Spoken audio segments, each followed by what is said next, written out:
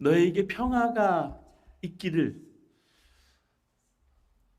문빗장까지 닫아놓고 두려움에 떨던 그런 제자들을 찾아오신 주님의 첫 인사말이 이 말입니다.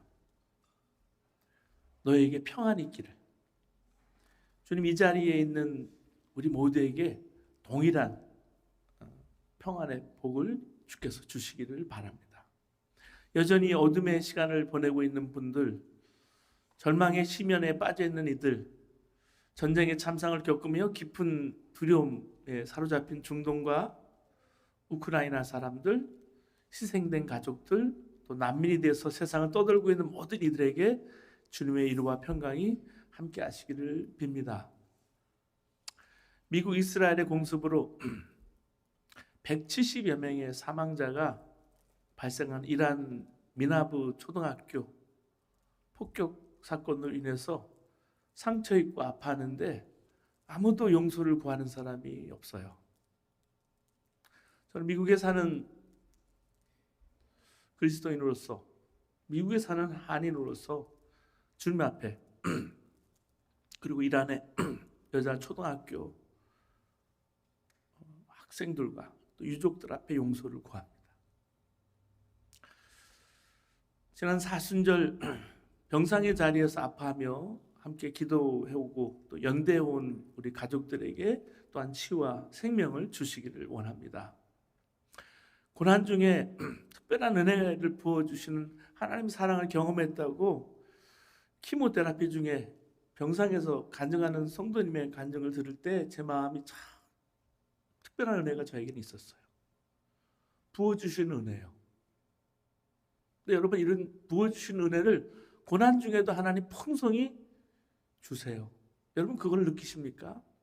많은 심령들이 아무도 나를 필요로 하지 않아. 나는 사랑받지 못해. 나는 할 수 있는 게 아무것도 없어.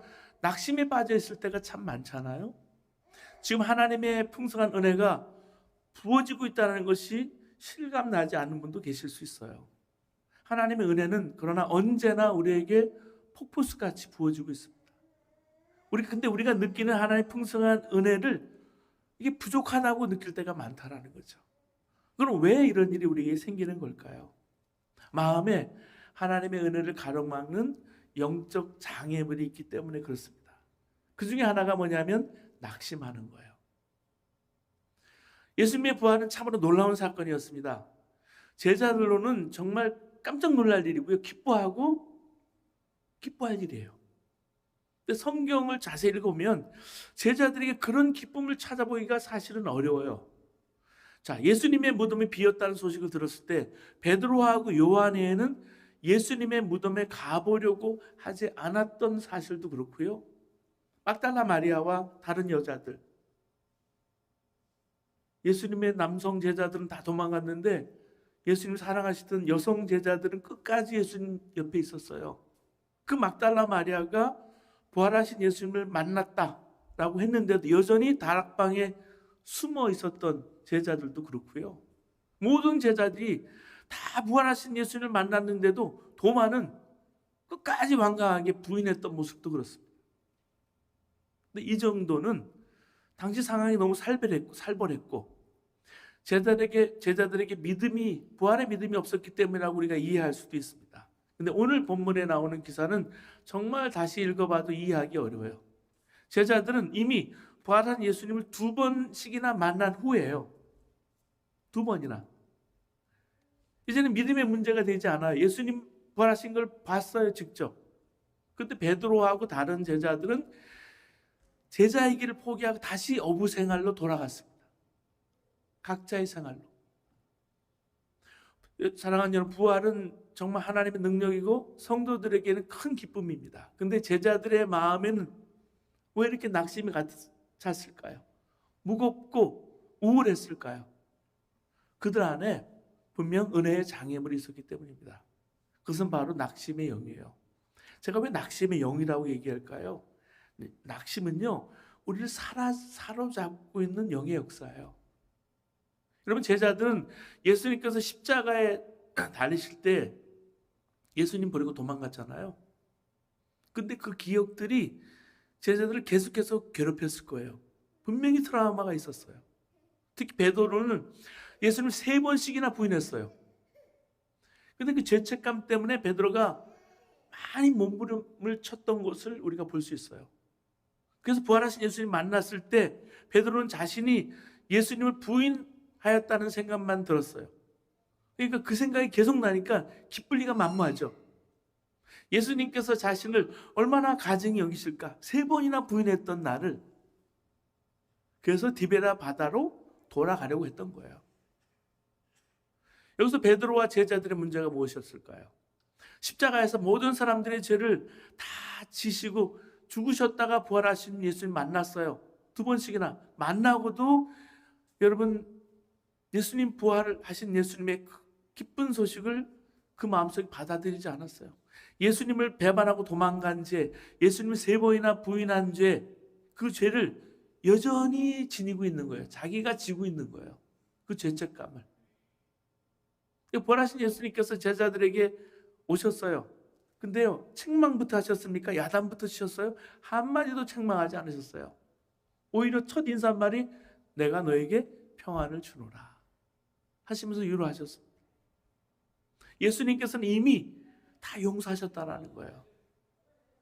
당신을 십자가에 못 박아 죽이는 이들 향해도 아버지여 저희를 사하여 주옵소서, 자기 하는 것을 알지 못함이니이다. 주님이셨습니다. 그렇게 하신 게 주님이셨어요. 그런데도 베드로하고 제자들은 그 죄책감에서 벗어나지 못하고 있었습니다. 자, 속죄의 주님을 만나고도 용서를 받고도 여전히 자기의 죄짐을 자신들이 지고 있었다는 거예요. 여러분, 주일에 와서 수고하고 무거운 짐을 다 내려놓으라 했는데 수고하고 무거운 짐 내려놓고 가야 되잖아요.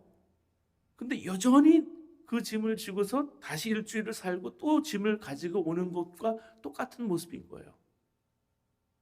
이게 뭐냐면 영적으로 눌려있고 영적인 낙심인 겁니다. 영적으로 여러분 낙심 상태에 빠지게 되면 하나님을 향한 믿음, 담대함을 우선 잃게 돼요. 그럼 나를 축복하신다, 나와 함께 하신다는 확신을 가질 수가 없습니다. 여러분, 속죄의 역사에는 주님께서 하실 일이 있어요. 그것은 십자가에서 주시는 하나님의 은혜입니다. 은총이에요. 그런데 우리 쪽에서 할 일이 있어요. 하나님이 우리에게 주신 하나님의 은혜에 대한 우리의 응답이 있어요. 그것은 우리가 예수님을 내 마음속에 주님으로 영접하고 나면 진정한 회개와 속죄, 믿음과 감사가 생겨요. 이것으로 우리가 우리 죄에서 자유하게 되는, 벗어나게 되는 거예요. 만약 나를 용서하셨다는 하나님의 속죄의 은총을 믿지 못하고 감사하지 못하면 우리는 여전히 죄가 누르는 죄짐에 눌려 살 수밖에 없다는 사실입니다. 이런 상태에서는 어떤 일을 해도 제대로 할 수가 없습니다. 여러분, 업으로 돌아간 베드로는 어떻게 했습니까? 밤새 고기를 낚았어요. 한마디도 잡지 못하는 상황이 됐습니다. 우리가 이렇게 속죄의 은혜를 누리지 못하는 이유가 뭘까요? 그것은 마귀가 우리 속에 역사하고 있기 때문입니다. 마귀는 계속해서 죄를 들춰냅니다. 그리고 정죄합니다. 판단합니다. 낙심시켜요. 우리 안에 소리가 있어요. 예수님께서 이런 일이 있으리라고 이미 말씀하셨어요. 누가복음 22장 31절 32절 보면 베드로에게 말씀하신 거예요. 시몬아, 시몬아, 보라, 사단이 밀을 까부르듯 하려고 너희를 청구하였으나 그러나 내가 너희를 위하여 네 믿음이 떨어지지 않기를 기도하였노니 너는 돌이킨 후에 내 형제를 굳게 하라 그랬습니다. 마귀는요, 베드로하고 제자들을 주저앉게 하고 낙심시켜서 정말 예수님께로, 예수님이 주시는 구원의 확신, 또 죄에 대한 용서, 그것이 없게 하려고 발광을 하고 있는 거예요. 그 방법이 뭐냐면 죄짓게 하는 겁니다. 마귀는 예수님께서 가야바 앞에서 고문당할 때, 신문당할 때 그 뜰에 들어와 있던 베드로를 먼저 두려움으로 사로잡습니다. 여러분, 사탄이요, 우리에게 역사하는 건 생각이나 마음을 확 잡는 거예요. 그게 뭐냐면 염려나 두려움이에요. 자기도 모르게 예수님을 두려움 가운데 있으니까 3번이나 부인하게 된 거예요. 그 다음에 마귀는 죄책감과 낙심의 영으로 베드로의 숨통을 틀어준 겁니다. 여러분, 사람이 낙심하고 우울할 때는 낙심케 하는 영적인 힘이 그 사람에게 작용하고 있기 때문입니다. 사랑하는 여러분, 여러분에게 혹 낙심의 영이 역사하지는 않습니까? 여러분의 마음과 요즘 사는 것이 주님께서 나와 함께 하시고 나를 다스리시는 분위기입니까? 아니면 마귀가 나를 다스리시는 분위기입니까? 계속해서 낙심과 염려와 두려움이 있다면 뭔가에 눌려 있는 거예요. 마귀의 전략은 간단해요. 먼저 우리를 예수님과 떨어지게 하는 거예요. 멀어지게 합니다. 그 다음엔 죄를 짓게 해요. 그 다음엔 죄책감과 낙심으로 우리 마음을 지배합니다. 낙심에 빠진 성도는 하나님을 향한 믿음, 담대함을 잃어버리게 되는 거예요. 그래서 하나님의 살아계심에 대해서 분명히 듣고 하나님의 사랑과 하나님의 능력과 하나님의 축복에 대해서도 듣고도 마음은 쓸쓸해지는 거죠. 간증의 주인공은 저기 있고 은혜 받은 사람도 저기 있는데 나는 아니다. 나는 여전히 아니다. 그렇게 느낍니다. 그렇게 여겨요. 나는 은혜의 주인공이 아니야. 나는 축복의 그냥 구경꾼이야. 그렇게 느낄 뿐입니다. 내 마음이 여전히 허전하고 내 마음의 집은 여전히 엉망이고 내 일터는 여전히 문제가 많은 거예요. 여러분, 이게 연속적인 사건이에요. 사탄이 계속해서 우리에게 낙심을 주면, 여러분, 낙심도 불순종이에요. 영적으로 마귀에게 사로잡혀 있는 겁니다. 예수님께서 너는 실패자라 그렇게 하지 않으셨잖아요. 근데 내가 먼저 실패라고 생각하는 거예요. 왜 자신이 실패라고 여깁니까? 여러분, 실패와 좌절 속에 뒷걸음치고 웅크리는 것은 그 자체가 완고함입니다. 오늘 박한별 목사님이 아브라함을 통해서 우리 레빗과 상자를 통해서 보이는 것과 보이지 않는 것에 대해서 말씀을 나누셨죠. 근데 여러분, 눈에 보이는 것에 사람은 의지하게 돼 있어요. 눈에 보이는 것에 의존하고 판단하면 안 돼요. 눈에 보이는 것만으로. 프랜시스 체듀기라는 사람이 지난번에도 이 말씀을 한번 드렸는데 너비 33km가 되는 영국 해협을 헤엄쳐서 왕복을 했습니다. 영국 해협을. 그 후 다시 한번 이제 미국에 건너와서, 미국에 여러분 산타 바바라 저 밑에 내려가면 카탈리라 섬이 있습니다. 여러분 LA 쪽에 가보면 카탈리라 섬에서 캘리포니아 해안까지 헤엄쳐 가겠다고 이 프란시스 체드윅이 선언을 했어요. 근데 이게 만만치가 않거든요. 많은 사람들이 그 장면을 보려고 몰려들었습니다. 무려 16시간 동안 계속해서 헤엄을 친 거예요, 이 체드윅이. 근데 갑자기 안개가 몰려오기 시작했습니다. 앞에 보이지 않는 거예요. 무서운 게요, 앞에 보이지 않는 거잖아요. 운전하다가 제일 무서운 게 그 짙은 안개입니다. 이 체드윅이 수영을 하고 하다가 그만해 포기하고 말았습니다. 뒤에 따라오는 배를 타고서 깜짝 놀란 거예요. 갑자기 이제 포기하고 배를 탔는데 자기가 포기한 곳에서 목적지까지가 500m밖에 되지 않는 거리였기 때문입니다. 기자들이 달려들어서 물었습니다. 왜 중간에 포기하고 말았습니까? 그가 말합니다. 나는 더 헤엄칠 힘이 충분히 남아 있습니다. 그러나 한 치 앞도 볼 수 없는 가운데서 나는 더 이상 갈 수가 없었습니다. 여러분, 체드윅이 헤엄칠 힘을 잃은 것은 앞을 보지 못했기 때문입니다. 우리가 보이지 않지만 보는 것처럼 믿는 것이 여러분 우리에게 순종을 가져오죠. 앞을 보이지 않는다면, 앞이 내 앞에 지금 당장 보이지 않으면 낙심에서 벗어나지 못해요. 여러분, 우리는 한 치 앞도 못 본다는 말을 하잖아요. 여러분, 2026년을 시작한 지 지금 부활절 4월까지 왔는데 여러분 내일을 아세요? 몰라요. 여러분 앞이 보이세요? 솔직히 보이지 않는 사람이 많을 거예요. 학교를 다니면 졸업할 때까지는 보일 겁니다. 직장에 다니면 어느 기간까지는 보일 거예요. 근데 그런 희망은 두려움과 염려를 가져다 줄 때가 많아요. 그래서 우리에게 낙심이 올 때는요, 성경을 읽어야 합니다. 진리를 받아들여야 돼요. 시편 139편 13절은 말합니다. 주께서 내 장부를 지으시며 나의 모태에서 나를 조직하셨나이다. 14절은 내가 주께 감사함은 나를 지으심이 신묘막측하심이라. 주 행사가 기이함을 내 영혼이 잘 아나이다. 여러분, 나를 보내신 이가 하나님이세요. 나를 만드시니, 나를 모태에서부터 나를 조직하신 이가 나의 하나님이시고 나와 함께 하세요. 내 영혼을 가장, 내 깊이를 가장 잘 아세요. 그렇기 때문에 사랑하는 여러분, 예수님은 우리의 과거를 들춰내시는 분이 아니에요. 예수님은 우리가 아무리 부족하고 실수가 많고 죄인이라도 우리를 여전히 사랑하세요. 예수님은 우리가 앞으로 하나님의 축복의 자녀로 살아가기를 원하세요. 이 점을 분명히 믿으셔야 합니다. 나를 보내신 하나님의 뜻이 있어요. 근데 베드로와 제자들은 그 은혜가 믿어지지 않았습니다. 자신들은 예수님을 배반했던 자라는 생각이 떠나질 않는 거예요. 예수님은 이미 다 잊으셨고요. 자신들을 위대한 사도로 쓰실 거라는 것, 이게 준비되었는데 제자들이 믿지 않은 거예요. 그래서 오늘 본문 마지막 말씀에 세 번째 제자들을 만나 주신 거예요.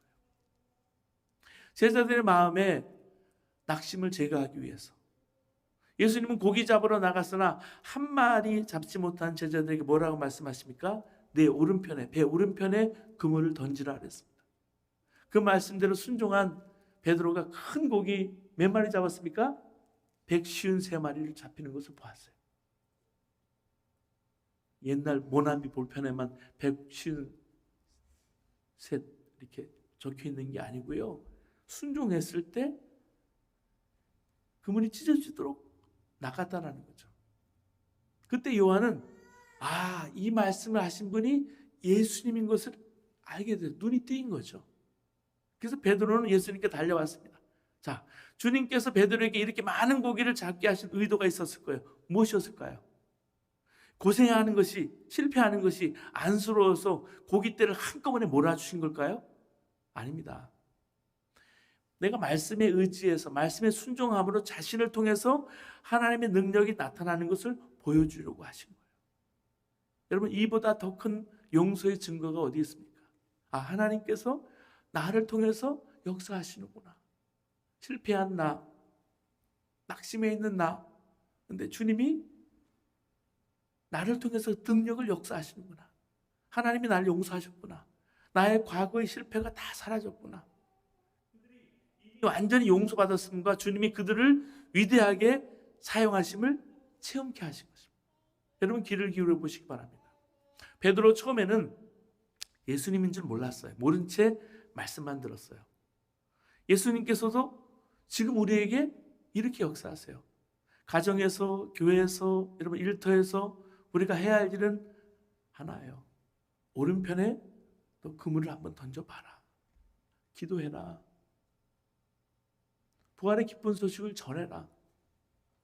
성도들과 함께 하는 연합하는 자리를 참여해라. 회개해라. 예배해라. 섬기라.